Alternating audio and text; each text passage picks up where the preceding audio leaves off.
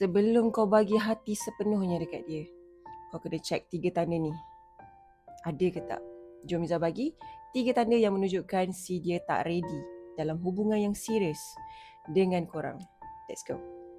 Tanda pertama yang menunjukkan dia tak ready dalam hubungan yang serius dengan korang.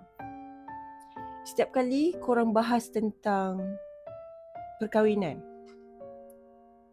dia akan balas dengan hamba dan dia balas macam sambil lewa. Umpama macam tak nak dengar sebab dia tak ready lagi sebenarnya. Nombor 2, effort dia tak konsisten. Hari ni jadi sweet, esok dia ghost, dia hilang. Tiba-tiba tak romantik pula.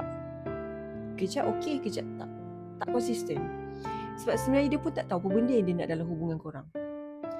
Yang ketiga, iaitu yang terakhir. Tapi sebelum Miza bagi tanda yang terakhir, Miza nak jemput korang follow akaun TikTok ni.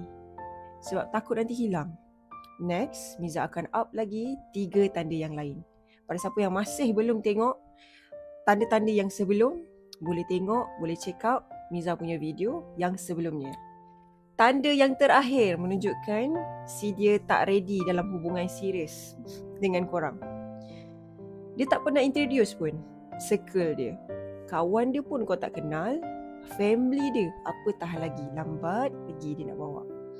Jadi ada tak tanda-tanda ni dekat si dia ataupun dekat diri korang sendiri?